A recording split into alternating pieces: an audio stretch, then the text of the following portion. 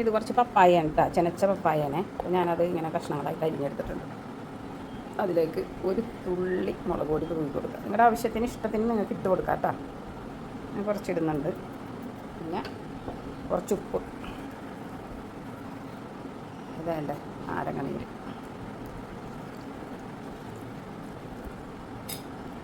അതിന് ശേഷം നമ്മുടെ ഫേവറേറ്റ് ഒലിവ് ഓയിൽ, അതും ആവശ്യത്തിന് നിങ്ങളുടെ ഇഷ്ടാനുസരിച്ചിട്ട്. ഇപ്പോൾ ഒലിവ് ഓയിൽ ഇല്ലാത്തവർക്ക് ഒലിവ് ഓയിൽ ഇല്ലാതെ വേണമെങ്കിലും കഴിക്കാം, പ്രശ്നമൊന്നുമില്ല.